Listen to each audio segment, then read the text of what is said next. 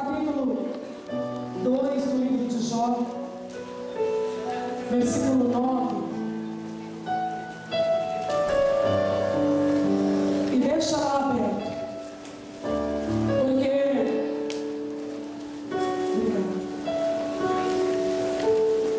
Quando a pastora Helena Maria falou que era para eu falar um pouco de depressão e síndrome do pânico, assim, a gente atende 99% das pessoas que vão por causa disso. Mas, antes de falar a experiência que eu tenho vivido lá, eu vou tentar ser um pouquinho técnica, assim. Vocês conhecem, daqui a pouco eu vou estar falando dessa mulher. Então sua mulher lhe diz: ainda conserva a tua integridade, amaldiçoa a Deus e morra. E morre, né? Na minha versão está morra. E quando foi me dado o tempo, eu fiquei meditando sobre o que eu ia falar, orando, buscando ao Senhor. E o Senhor colocou essa mulher no meu coração. E aí eu fui trabalhando o esboço do sermão. Eu costumo dizer para o pessoal lá na nossa igreja que você fazer um esboço do sermão não é muito difícil. O difícil, complicadíssimo, é pregar. Aí eu sou debaixo da graça e da unção do Senhor, né? E tem facilidade com a escrita, com o pensamento, não é muito difícil. Você coloca umas coisas, mas aí quando Deus colocou depressão, eu ficava lá, o ataque da depressão, porque eu tenho uma imaginação que você não tem ideia. Aí eu ligo para algumas amigas, tem uma ovelhinha minha linda que chama Letícia, tem uma amigona, aí a pastora Roselina está por aí. Aí eu ligo e fico falando para ela: o que dá certo, o que não dá certo? Aí essa vez eu acho que eu liguei para a Roselina. Aí depressão e síndrome do pânico versus o castelo da vida. Porque literalmente era aquele castelo lá cravado lá no Oriente que nós vamos entrar hoje. A depressão, falar um pouquinho primeiro da depressão, é uma doença dos afetos, literalmente, da autoestima. Ou seja, do modo como você se vê, do modo como você se valoriza. E para ser denominada depressão, ela tem que ser marcada por uma tristeza prolongada, perda de interesse pelas atividades, que era assim, cotidiano, assim, de fazer todo dia, habitualmente, coisas que você fazia todo dia e você para de fazer, coisa que te dava prazer, coisa que te motivava, que te dava interesse, e até mesmo na área sexual, em todas as áreas. Perda de interesse de se cuidar, vai estar passando lá, mas eu vou estar falando aquilo que eu sei. Se quiser tomar nossa também. A pessoa toda animada, toda cheia de desejo de fazer, de acontecer, daqui a pouco ela perde o interesse, passa a ter sentimentos depressivos. E isso é comum depois de algum trauma, de alguma perda, de alguma coisa que literalmente marcou essa pessoa de uma forma negativa. Aí nós chamamos essa depressão de reativa ou de luto. Porque as pessoas têm tristeza, as pessoas têm sentimento de dores, é comum. É comum você ficar triste, é comum você sentir uma perda no peito, de ver um acidente, ver uma coisa, depois de dormir, com aquilo arrochando a sua alma. Agora, quando nós falamos de depressão, é que aquilo se prolonga, aquilo parece que não vai ter mais fim. Passa uma semana, passa 2 semanas, e a pessoa está lá naquele luto, sabe? Está lá naquela coisa que não muda, naquela coisa que não se emperra. É aí que é a hora de buscar tratamento. E é muito interessante a gente estar falando sobre isso no nosso meio evangélico, porque essa doença é uma das doenças que mais mata. Leva um monte de gente a cometer suicídio.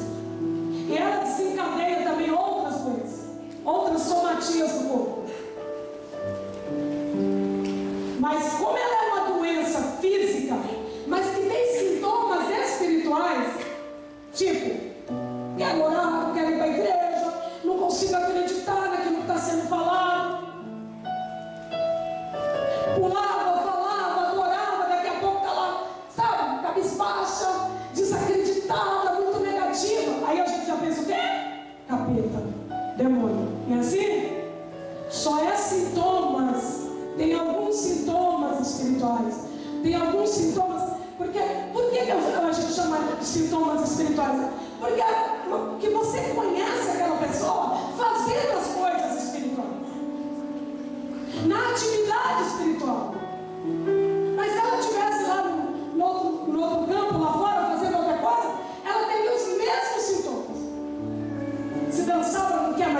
classe, estava no balé, fazendo e acontecendo, já não quer mais aquilo.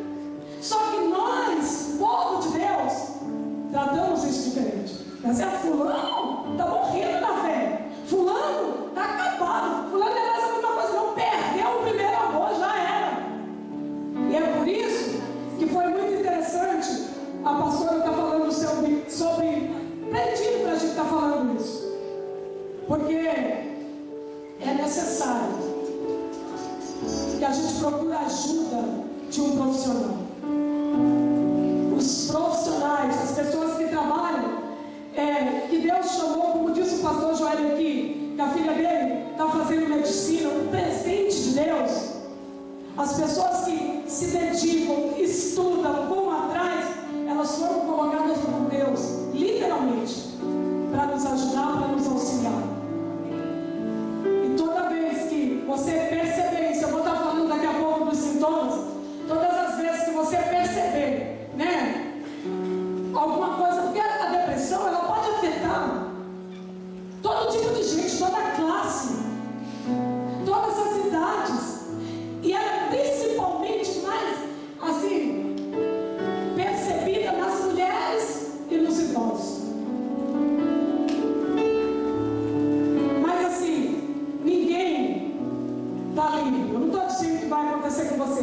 O que eu estou dizendo, que desde um pastor que está lá na atividade, fazendo as coisas de Deus, sabe assim, acontecendo, há um jovem, está lá com a sua namoradinha, com tudo para dar certo, todo mundo pode ser afetado.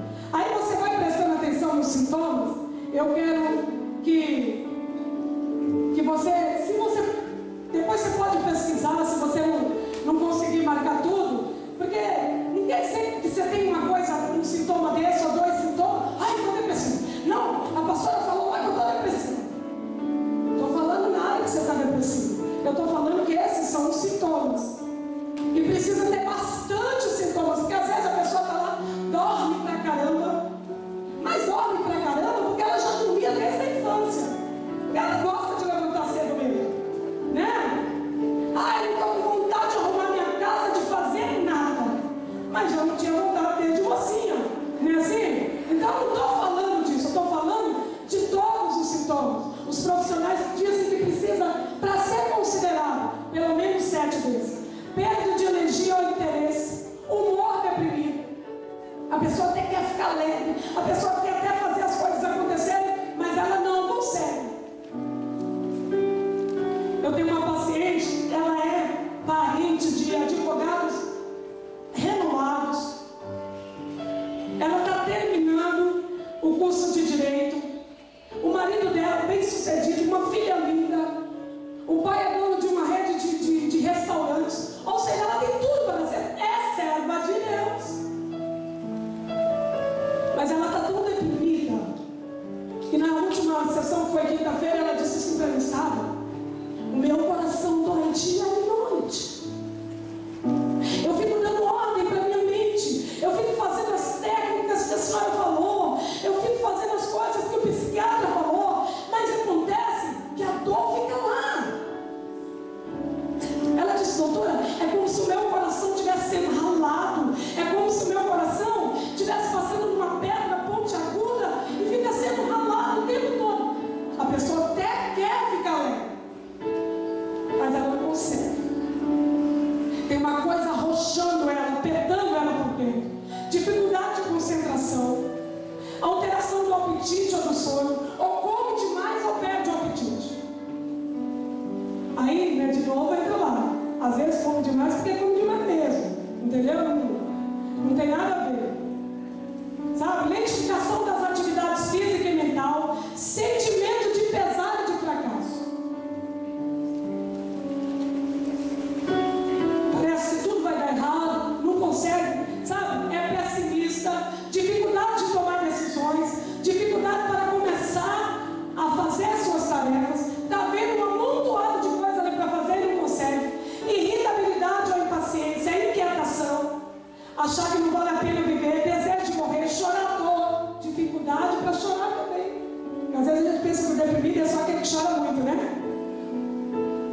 Eu estava falando com um paciente, ele é jovem, uns 28 anos, louvor de uma igreja, eu falo, você precisa chorar, você precisa falar com seu pai. Você precisa ir lá, não tenho dificuldade. Eu tenho muito tempo que eu não choro. Desde que a minha mãe foi embora, eu não choro, eu não consigo chorar. Tem uma bola aqui dentro que eu não consigo pôr para fora.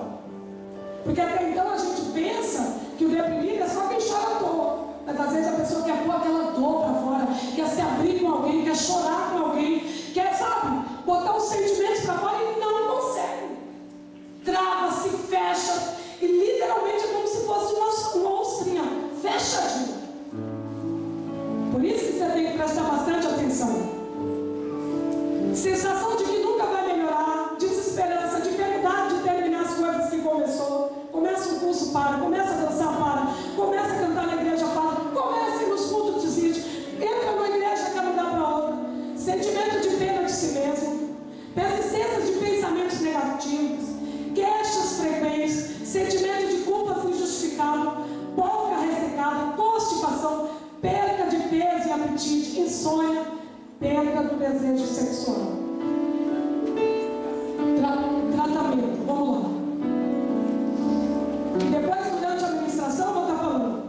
A situação corrente convencional para resolver a depressão, seja ela qual for, costuma ser antidepressivos e psicoterapia.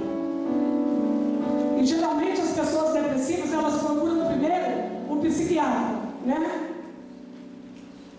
Às vezes a pessoa vai lá, nem precisa tomar uma coisa, um medicamento, uma coisa tão forte, mas como ela já chega lá na euforia, aí de repente ela já sai ali com uma receita, começa a tomar, né? E às vezes o negócio é só falar. Ela precisa só liberar perdão, ela só precisa tirar a raiz de amargura que está dentro dela. Eu atendi um moço uma vez, tem que tomar cuidado com a ética, eu não posso, né, mencionar, mas eu preciso dar alguns exemplos, até porque eu falo para eles, que uso os exemplos deles para poder estar ministrando. Eu atendi, na primeira sessão ele não falou nada, na segunda sessão ele falou um pouco das culpas das outras pessoas, na terceira sessão ele abriu a alma, abriu o coração, tinha tanta mágoa, tanto ódio, tanta dor, tanta coisa lá dentro. Quando ele saiu da sala, ele fazia assim, nós temos um espelho no corredor da clínica. Quando ele saiu, ele disse, eu emagreci. Tá vendo? Eu emagreci. Eu estou magro. Saiu um negócio de mim, saiu um peso de mim, saiu um fardo de mim, tá vendo? Eu estou magro, eu emagreci. Olha como é que eu me afinei. Sabe? Porque ele disse, parecia que eu estava inchado, parecia que eu estava pesado, eu não estava aguentando. Entende isso? Falei, não, você não emagreceu. Não, mas a sensação que eu tenho, que eu estou tão aliviado, eu estou tão leve, eu estou tão solto, sabe assim? A única coisa que ele precisava é falar. Então a primeira coisa, primeiro, procura ajuda espiritual, procura as pessoas que você confia.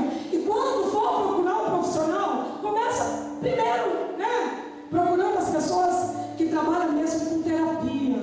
Se for necessário, ele encaminha. Eu encaminhei uma moça para ir tratar com o psiquiatra, porque não dava, os pensamentos dela estavam acelerados, com o fluxo de pensamento acelerado, totalmente desgovernado, totalmente desconexo.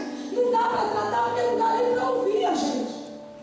Aí encaminha, porque a medicação, tomar remédio, é a última coisa. Primeiro, você tem que ver o que acumulou de lixo dentro. Qual foi o subir da coisa. Porque principalmente, porque tem a depressão endógena, que é alguma falta química, né? uma disposição genética, alguma coisa que a pessoa já tem. Aí, uma coisinha desencadeia aqui. Mas a depressão reativa, ela é por circunstância que acontece. Que nem eu falei no início. A pessoa perdeu alguém que ela amava, sofreu uma decepção dentro da igreja, às vezes a pessoa está ali na maior alegria, no maior amor, aí ela é machucada dentro do lugar que ela era para ser sarada. Aí, geralmente, ela fica tão triste e vai alimentando a morte, vai alimentando a tristeza, daqui a pouco ela desenvolve uma depressão reativa. Então, procura sempre, primeiro a terapia. E se é necessário, por isso a pessoa é um profissional, ele vai experimentar, e não o que você acha, não o que a sua amiga tomou. Entende isso? As pessoas chegam, não, tô bom, mas eu preciso tomar remédio? Não, já tô bem, só vê que eu tô bem, mas eu preciso tomar remédio? Não, não preciso tomar remédio. Agora precisa tomar raiz de Jessé, orar bastante, amém? Agora vamos falar um pouquinho da síndrome do pânico. Literalmente é isso aí, pavor, né? Tipo assim, é um ataque repentino de pânico, ou seja, de repente, a pessoa, do nada, uma menina lá do consultório, ela estava na faculdade e o professor começou a falar alguma coisa que fez ela lembrar uma situação difícil que ela tinha vivido. Ela teve um ataque dentro da sala de aula, boca seca, desespero, aquela tremedeira, taquicardia, parece que vai morrer, parece que tem uma coisa apertando o pescoço, parece que o estômago está fechando, que o ar não vai passar, a perna, né? Transpiração, parece que perde o controle. É de repente, é um ataque repentino. E é uma coisa muito interessante, pode passar, que a pessoa, quando ela começa a sentir os sintomas, primeiro às vezes vem de uma coisa que nem está ali a situação diante dela, um negocinho subconsciente desperta aquilo e a pessoa começa a sentir. Só que a partir do momento que ela sente, pode pôr os sintomas.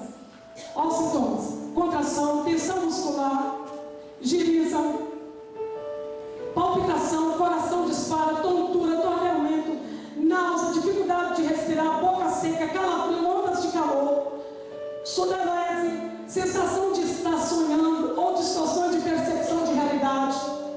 Está tudo terror, sensação de que algo inimaginável, horrível está prestes a acontecer. E de que está impotente para evitar aquele acontecimento. Confusão de pensamento rápido, medo de perder o controle, de fazer algo embaraçoso, medo de morrer, vertigem, sensação de debilidade. E o pior de tudo isso é que depois que a pessoa teve o primeiro ataque, como eu estava falando para vocês, ela passa a ter outra coisa muito pior, uma fobia muito pior, que é o medo de dar de novo.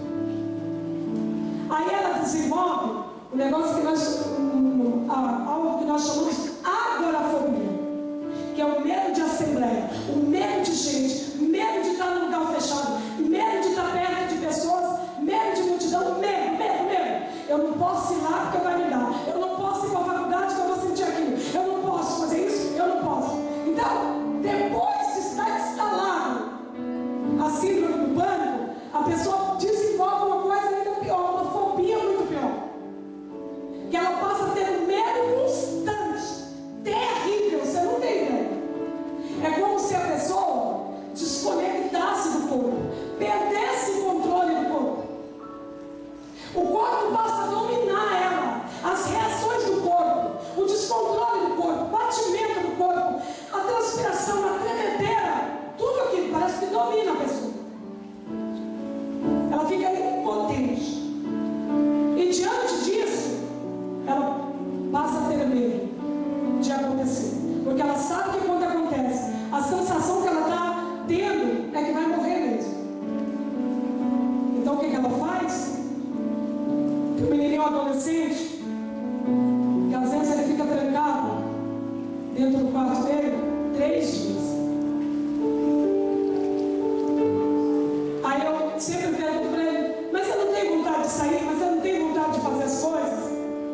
Ele disse: não, mas eu tenho medo. Eu tenho vontade, mas eu tenho medo. Porque sempre acontece. Mas não é porque sempre aconteceu que vai acontecer de novo. Eu falo para ele: não, mas só não tem ideia. Sempre acontece. É por isso que eu evito, é por isso que eu me escondo, é por isso que eu me isolo. Sabe? Porque a agorafobia faz a pessoa ter esse. É preferível ficar sozinho, eu prefiro ficar quietinho, porque tem alguém assistindo, tem uma plateia me vendo, tem alguém me vendo, e vai acontecer de novo. E se acontecer comigo sozinho, eu me cubro, eu me escondo, eu desligo as luzes, eu fico aqui.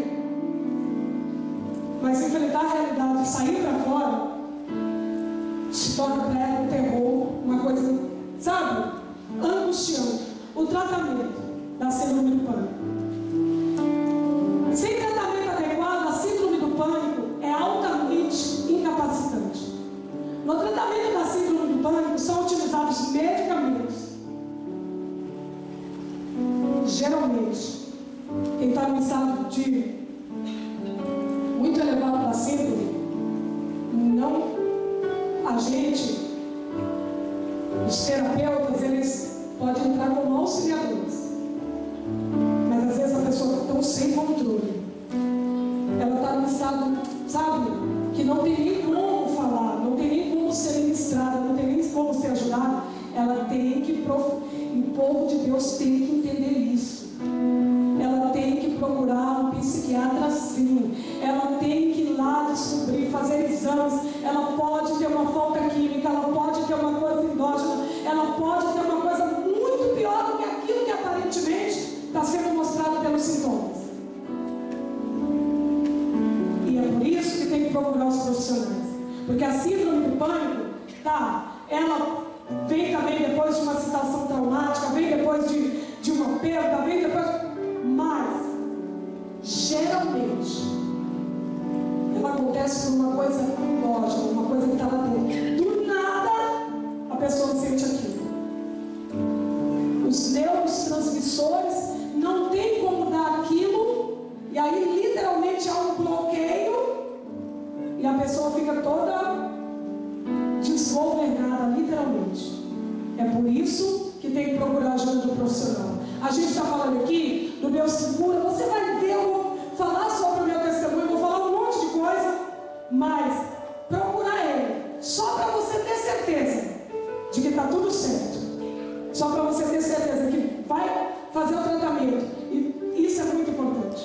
Quem vai ficar com a glória, quem vai ficar com a honra? O Rei Jesus, porque foi ele que criou a medicina também. Amém? Você tem fé, e é porque você tem fé, porque você é uma mulher de Deus, porque você é povo de Deus, que Deus já criou todas as coisas para você. É como diz o apóstolo Pedro, tudo que diz respeito à vida, Deus criou para nós. Amém? E baseado nisso que eu acabei de falar, se você, falei para você da mulher de Jó, e eu estou fazendo um estudo sobre ela. Eu descobri que no mínimo essa mulher estava com estresse pós-traumático, e ela é tão incompreendida, e eu fiquei pensando a respeito disso, até estava falando com a pastora Beice, porque o primeiro tópico do nosso esboço aí é: quem é forte o suficiente para vencer as suas lanças inflamadas? Da depressão, do síndrome do pânico, do estresse pós-traumático ou de qualquer outra coisa.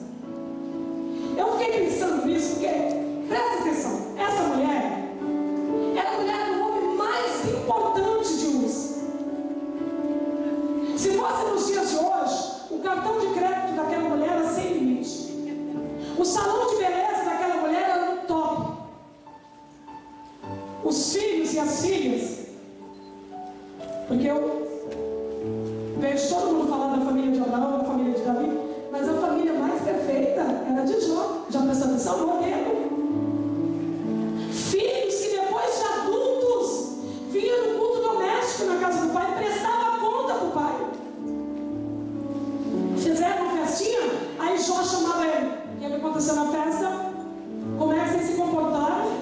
Outra coisa, fica claro que eles eram casados, eles tinham casa.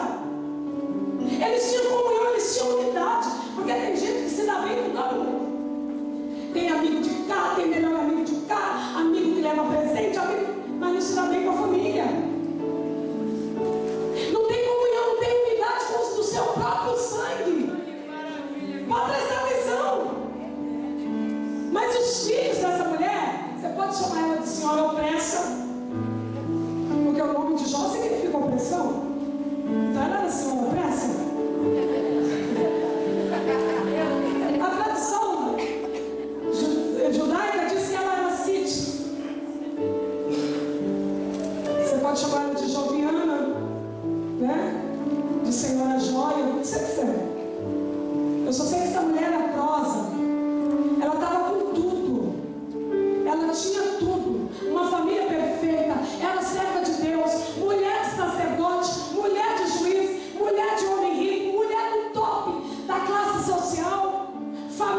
bendita, família perfeita, filhas lindas, filhos obedientes. Porque você não vê na Bíblia apontando nenhum pecado dos filhos de Jó. Jó só pensava que eles haviam pecado. Imaginava Jó no seu coração que os filhos dele pudessem ter feito alguma coisa depois de se banquetear. Está na Bíblia. Então Jó se levantava de madrugada e oferecia sacrifício a ele, para eles, por causa deles. Oferecia ao Deus do céu por causa deles. Mas não está dito assim: um dia Jó ficou sabendo que o filho, brigou, arrebentou com alguém, o filho fez isso, adulterou, fez. Não. E de repente, tudo vai acontecendo na vida daquela mulher. Porque é fácil a gente julgar ela, é fácil as pessoas te julgar. Por isso que eu gostei da visão da pastora Helena Maria, por isso que eu amo estar junto com ela. Porque desde que eu tinha 17 anos e pouco, eu via a pastora Teresa Martins, que é uma mulher de Deus, via a pastora Marisa Sargento, eu disse assim: meu Deus, o que tem que fazer para ser igual a essas mulheres? Porque mesmo eu novinha, eu não me enturmava com as pessoas da minha idade. Eu parecia uma velhinha, mas eu parecia bem mais velha do que eu sou agora. Aí eu olhava e ficava pensando assim: o que tem que fazer para ser igual a essas mulheres? Aonde elas acharam tudo isso? Meu Deus, que coisa tremenda, que coisa grande. Aí hoje eu louvo a Deus, porque elas não encolheram, elas não diminuíram para chegar até mim.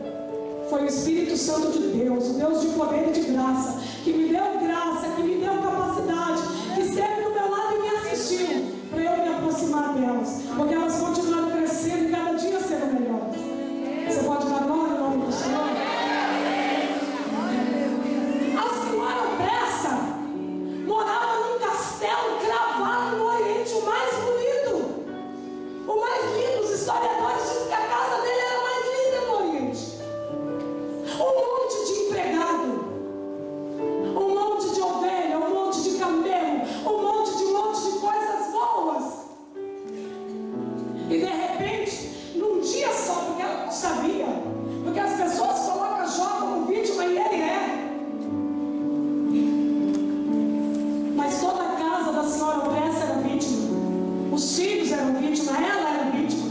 Tinha uma coisa tremenda acontecendo no mundo espiritual, tinha uma guerra no mundo espiritual, tinha um desafio no mundo espiritual, só que ela não tinha nada com isso. O negócio veio surpreendentemente contra a vida dela.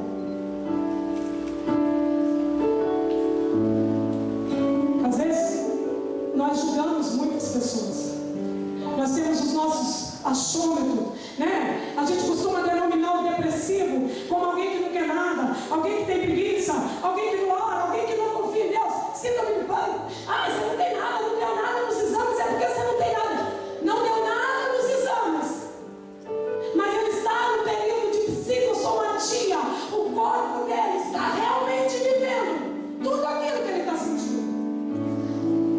A carne está apodrecendo, sim. A cabeça está doendo, sim. As pernas estão inchadas, sim. Está doendo.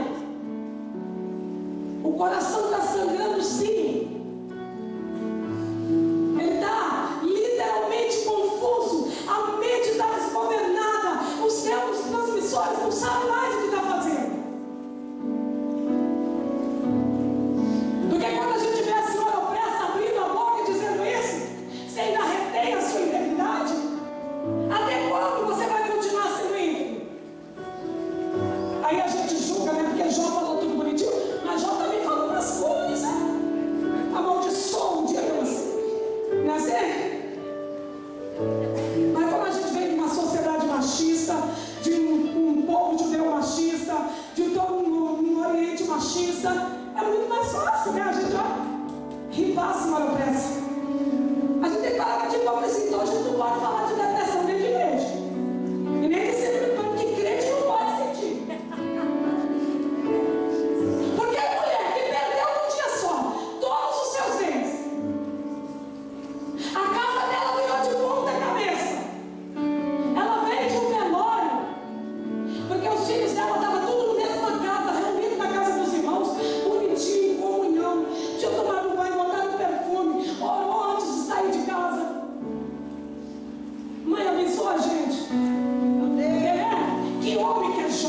Que poderoso que é Jó.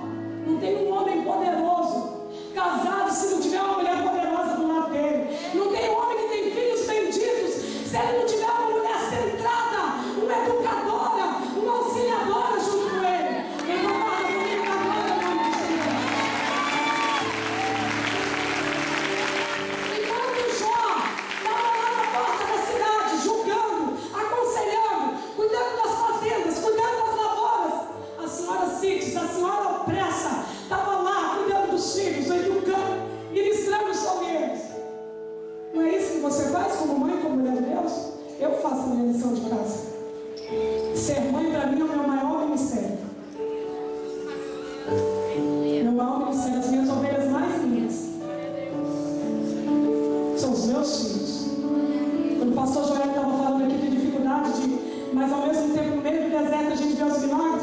Eu vejo os milagres nos livros dos meus filhos. Hoje meu bebezinho tem 20 anos, meu filho. É um mecânico já renomado dentro da Renault, passou para engenharia mecânica. Quem fala que o filho de uma pessoa que nasceu na roça, lá no meio do mato, lá onde um jeca perdeu a bota, é a mão de Deus que faz isso. A minha filha está no terceiro ano de administração, trabalha no faturamento da Codesp. Um dia o pai dela trabalhou lá carregando saco nas costas. Hoje ela trabalha na diretoria.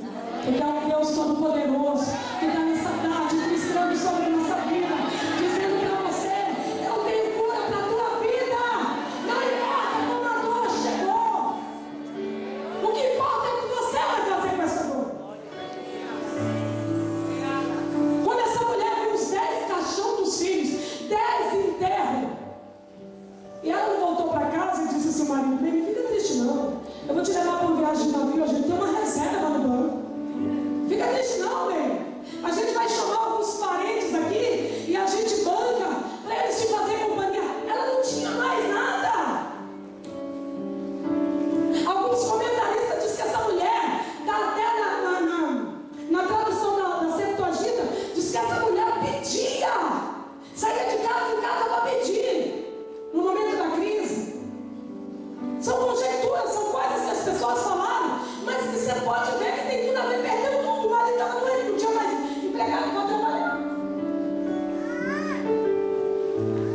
Ninguém escapa. A diferença é a reação.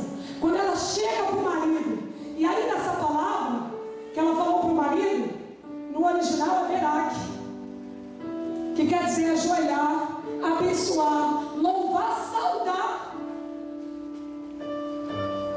E dois significados, amaldiçoar. Mas tem 4 significados de bênção. Os judeus escolheu o de maldição.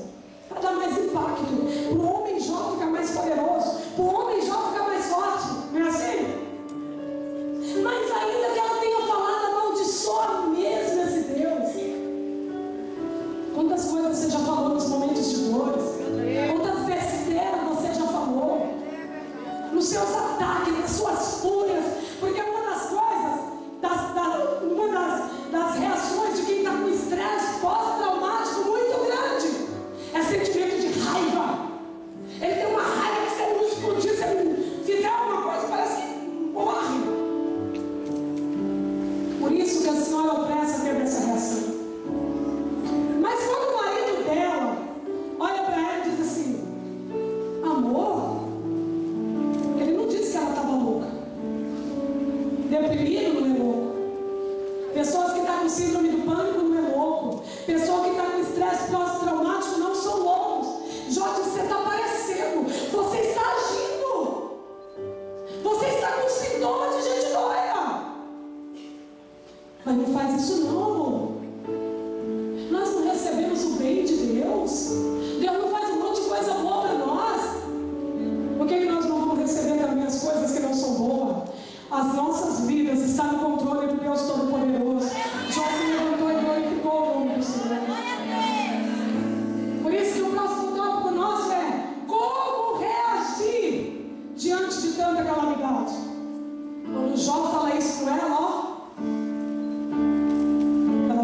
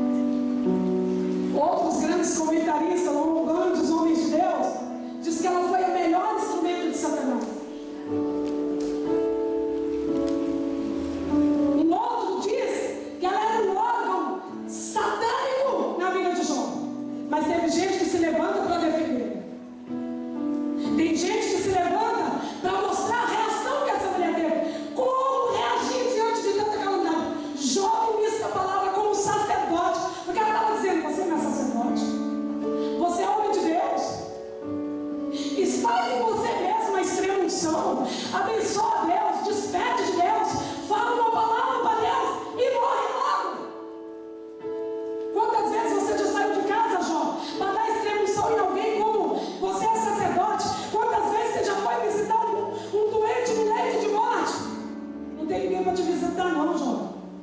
Eu não conheço sacerdote por aqui. Então faz você mesmo e morre. É isso que ela estava dizendo. Morre. Desiste.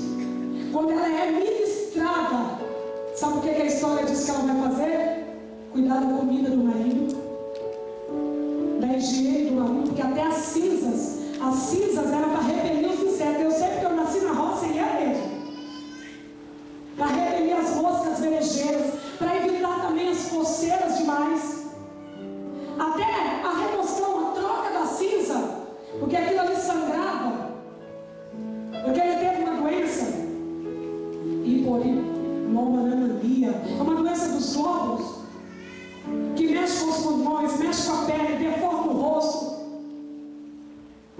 enche de ferida, sai pus e pega até bicho. Então, ela não foi um empregado que veio cuidar do marido, não. Quando ela é ministrada, ela sai dali e vai fazer alguma coisa útil. Você vê que ela não aparece mais em cena. Ela não vai se prostrar, chorar em cima da dor, alimentar de morte, fazer de conta que não tem mais jeito. Não.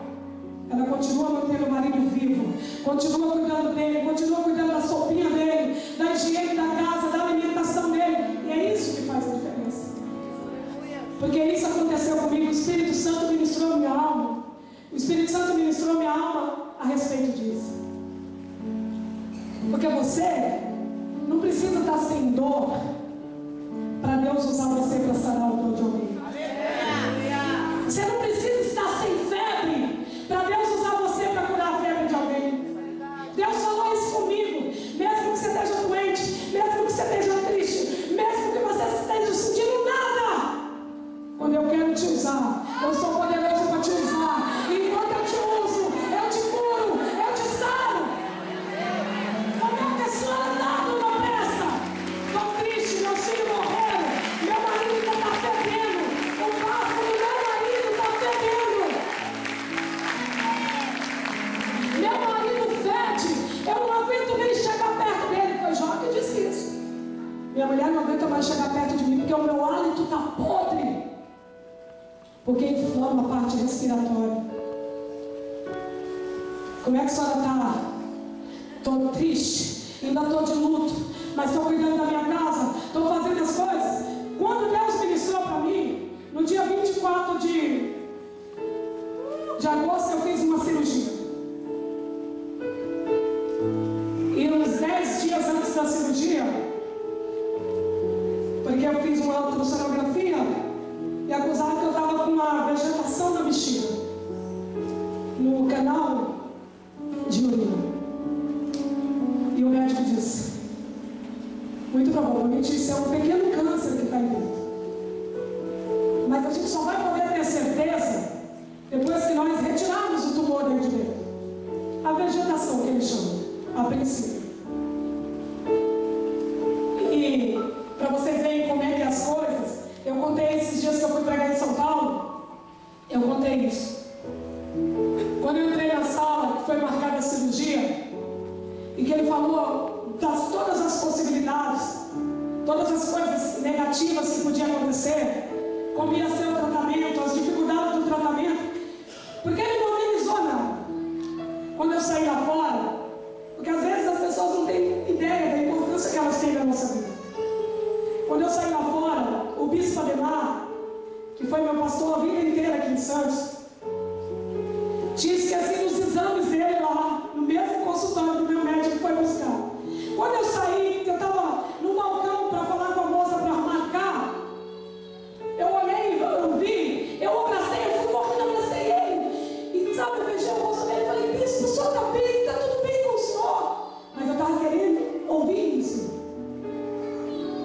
E ver ele ali, foi como se Deus estivesse dizendo assim para mim: sabe aquilo que é impossível? Sabe aquilo que você não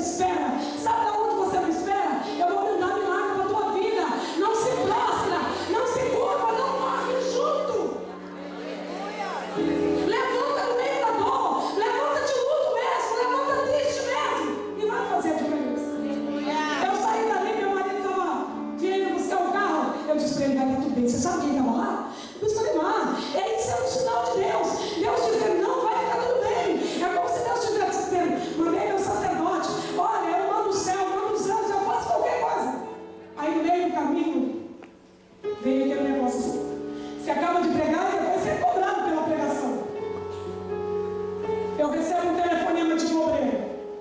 Pastor, hoje eu não vou porque meu presbítero Jairo, hoje eu não vou porque eu vou fazer inalação porque eu estou muito ruim da sinusite. Aí eu recebo a ligação. Você acha que isso é coincidência no mesmo dia? Por isso que eu falei no primeiro tópico, quando Deus quer fazer, ninguém escapa. Quando Deus quer permitir, porque todas as coisas estão no controle de Deus. Você não fica pensando, mas eu sou obreira, mas eu sou isso, mas eu sou aquilo. Quando vem a situação triste, vem para qualquer pessoa. A diferença é que tem gente que morre e você vai viver para a glória de Deus. Aí uma obreira, ministra de louvor, mandou uma mensagem: não posso ir porque marquei nutricionista. Eu pensei que era mais cedo, mas às 7 horas minha nutricionista. Aí eu falei assim para Deus: bem mal criado, amigo. E eu? Quando é que eu vou ter meu dia de chorar? Olha aí, Jeová. Aí foi, a gente pensa que fala, né? Falou, tá falando. É assim? Quando eu cheguei na igreja, eu dobrei o joelho. Quando eu ia levantar para pegar o microfone para orar, para começar o culto, o Espírito Santo falou comigo assim, ó, em voz alta: vocês falam intenso, fluentemente. Como uma pessoa que mora no Brasil fala outra língua, sem nunca ter vivido naquele país, sem amar aquele país, sem amar as pessoas daquele país, mas fala aquela língua, né? Porque a gente fala: eu sou de Deus, sou mais que vencedor. Não é assim? Sabe que eu sou aquele que tem vida abundante, não é? E na hora da prova, como é que você fica? É assim?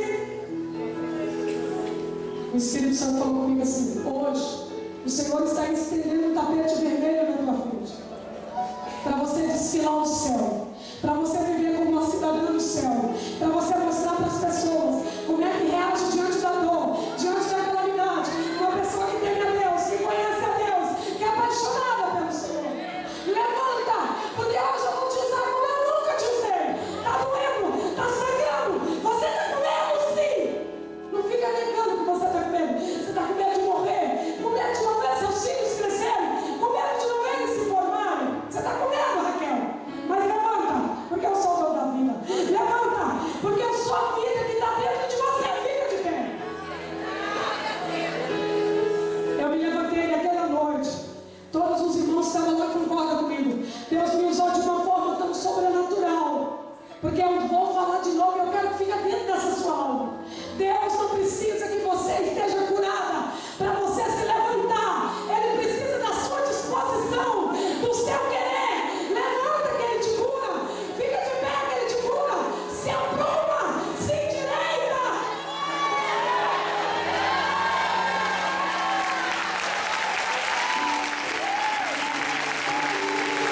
Dia 24 de agosto, 10 dias depois eu operei. No pós-cirúrgico, o médico falou a mesma coisa. Nós vamos ter 20 dias para esperar o resultado da biópsia. Enquanto isso, vida normal. Vida normal. Muito obrigada. Deus abençoe o senhor, não é assim? Aí dia 24, aí dia 10, ia ter o casamento de uma filha de uma amiga. Aí eu falei: vou arrumar meu cabelo, vou lá arrumar minha unha. Aí eu estou lá dentro do salão, dia 10 de setembro. Aí o telefone toca. Era o meu irmão, lá de Goiás. Tá tudo bem? Tá tudo bem? Como é que tá todo mundo aí? Tá tudo bem. Não, tá mais ou menos. O nosso irmão Leon acaba de falecer. Eu estava aguardando o resultado da biópsia e o meu irmão tinha acabado de falecer. Eu não podia ir porque eu não podia viajar por causa da cirurgia. Eu não podia ir também porque eu não ia chegar a tempo pro enterro. Aí eu pensei: eu vou para casa chorar. A mulher até parou de arrumar meu cabelo e disse assim: chora, chora o tanto que você quiser. Mas eu disse: eu não vou conseguir parar. Não tem depois, não precisa fazer maquiagem, não precisa fazer nada, eu não vou conseguir parar. E fui para casa e pensei: eu faço o quê? Era o casamento da filha da minha obreira, de uma mulher de Deus. Eu faço o quê? Eu falei: eu vou pelo menos na igreja. E quando eu chegava lá, cada pessoa que eu abraçava, aí eu sentia a emoção por causa da perda do meu irmão. E também eu estava feliz porque a menina dela estava casando. Mas a dor que eu estava era quase maior do que a emoção. Ou era maior? Aí as pessoas com certeza pensavam que eu estava emocionada por causa do casamento. Mas eu dizia, eu não vou estragar a vida dela. Eu não vou estragar o sonho dela. Ela sonhou com o casamento dessa filha. Eu não vou estragar a noite dela. Eu não vou me prostrar. Porque maior do que a minha dor é o poder de Deus que está aqui sobre a minha vida. É a glória de Deus que está sobre a minha vida. Quando a gente saiu do casamento, eu segurei o braço do meu marido e liguei para minha amiga, diaconisa Nádia, que é a esposa do Jairo. Porque ela é uma pessoa tão sábia. Ela não aparece no cedo, mas ela é um dos seres humanos mais sábios que eu conheço na terra. Eu liguei para ela e disse assim, eu não estou aguentando. Está doendo mais do que eu posso aguentar. Fala comigo um pouquinho. Mas no outro dia, era Santa Ceia do Senhor. E eu fui lá na Santa Ceia e preguei. Como é que nós estamos? No dia em que nós estamos vivendo Isaías 61, o Espírito do Senhor está sobre mim, porque Ele me ungiu para pregar boas novas. Não é assim? E eu sou tudo. Eu sou como um carvalho de justiça. Né? E no dia que nós estamos, olha para mim e vê se a dor como a minha dor. Vocês que passam pelo caminho, olha para mim e vê se a dor como a minha dor. Aí eu fiz o paralelo do casamento da filha da obreira com o que a minha mãe estava vivendo. Sabe por quê? Porque eu ligava com meus irmãos de 15 em 15 minutos. Minha mãe está aqui organizando a palavra. Minha mãe está aqui escolhendo os louvores. Porque se meu irmão era para ter morrido como um alcoólatra, como um doido, como um desgraçado, mas morreu como salvo, lavado e remido no sangue de Jesus. Aí ela disse assim, a minha obreira ontem estava vivendo Isaías 61. Deus trocou a minha tristeza em foguetes, botou alegria na minha vida, tirou minhas cinzas e me deu uma coroa de alegria, né? E eu falei, a minha mãe estava vivendo dessa dor como minha dor. Mas a minha mãe era igual a mulher do Isaías 61. O que ele está fazendo? Escolhendo os hinos que nós vamos cantar no velório do meu filho. A palavra, porque esse meu filho é salvo. Tem que ter um culto poderoso. Você não vai se prostrar? Não vou não. Porque Deus salvou meu filho. Tem 8 meses que ele serve a Deus, que ele busca a Deus. Minha maior vitória é saber que meu filho está no céu. E eu te pergunto nessa noite, como é que você reage diante da sua dor? Está doendo? Está acabada? Está machucada? O que é que você faz? Se enterra? Morre?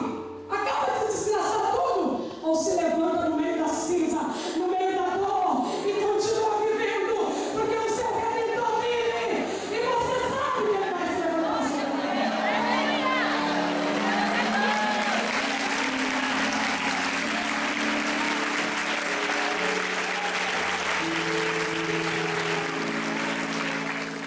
Três dias depois da morte do meu irmão,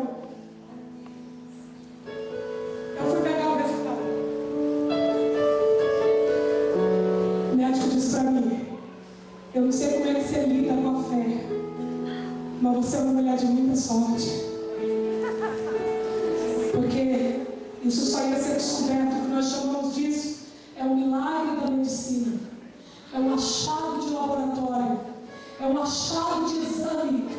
Porque isso só ia ser descoberto daqui 6 ou 7 anos. Quando o tratamento seria difícil. Quando o tratamento seria penoso e totalmente desgastante. Nós fizemos a cirurgia. Acabou. Porque era baixíssimo o teor de malignidade. Só estava na superfície da pele. Acabou.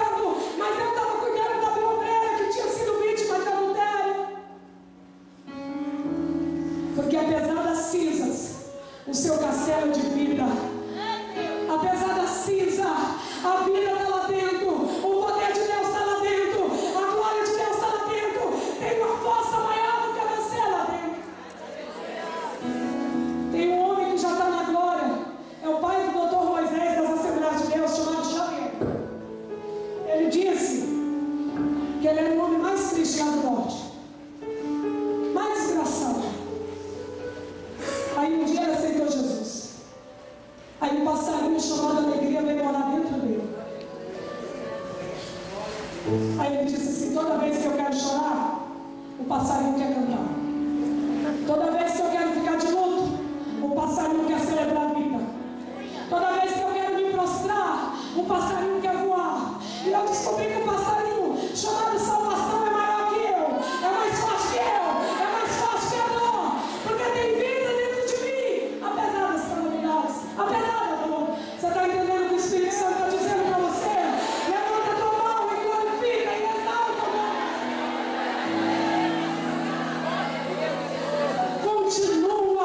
Continua, acredita, porque Deus está falando que você pode, porque você pode.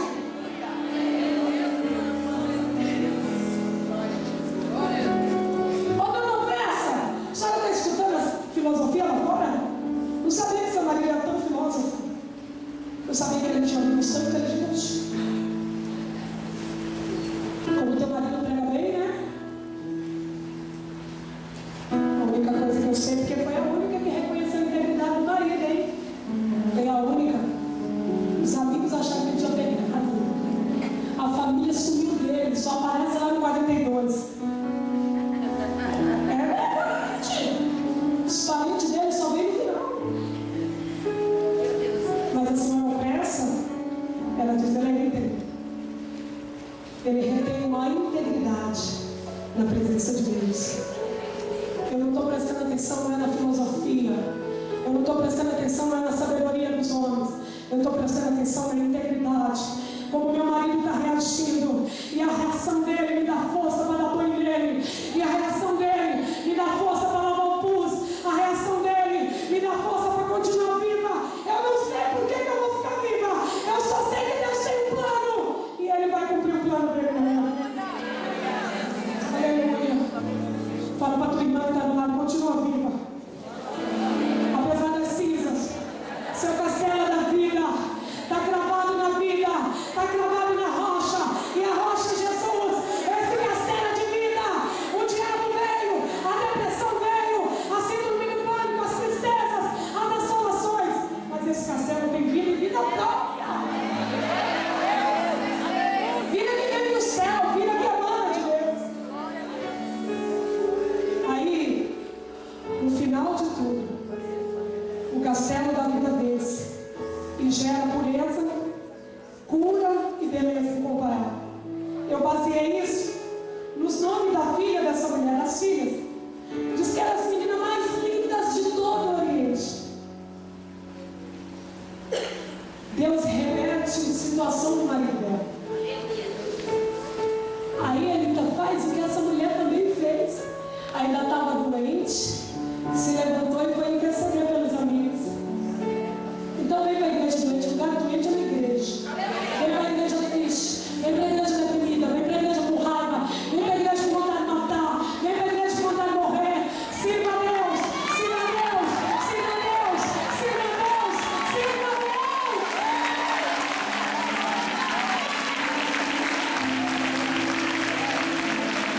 As pessoas começam a trazer presentes, um monte de presentes.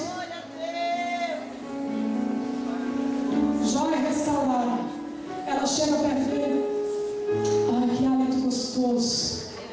Como essa boca está merecendo um beijo. Eles tiveram uma lua de mel poderosa. Deus dá os 10 filhos, 7 homens, e dá 3 meninas. Gemima, que significa pomba da pureza, pomba que simboliza noiva, pureza no sentido literal. E uma das bênçãos que ela traz no original é lugares altos. Fala, lugares altos. Fala, Deus vai me colocar nos lugares altos. Eu vou sair desse vale. Eu não nasci no buraco. Eu não nasci na cova. Deus vai me arrancar disso. Outra menina dela se chamava Késia. Fala assim, planta medicinal que cura. Fala, planta medicinal que cura. Planta aromática, perfumada e que ainda por cima cura. E a bênção dela no original, sabe qual é? Permanecer. Fala para a tua alma, Deus vai te te colocar nos lugares altos e você vai permanecer lá. Ainda que venham as adversidades, ainda que venham as lutas, você vai parar de ser esse que noiou. Você vai parar desses altos e baixos. Você vai permanecer lá, porque Deus vai sarar, porque o castelo da vida vence, porque o poder de Deus vence, porque a glória de Deus vence. O nome da outra filha é Keren Hapuk, ou Keren Hapuk, que significa riquezas escondidas. Fala comigo. Riquezas escondidas. Caixa de beleza. Beleza dos olhos. E eu quero que nesse momento, aleluia, você feche os seus olhos. Eu quero liberar do altar. E eu quero que você marque isso dentro do seu coração. Que fique enterroteado na tua alma. Você não só vai vencer. Você está escutando? Você não só vai vencer, mas você vai gerar pureza, você vai gerar vida, você vai gerar uma beleza incomparável. Deus vai te colocar em lugares altos, você vai permanecer lá. E as riquezas escondidas, as bênçãos escondidas, as glórias virão para a tua vida, porque como boca de Deus, eu estou ministrando isso sobre você.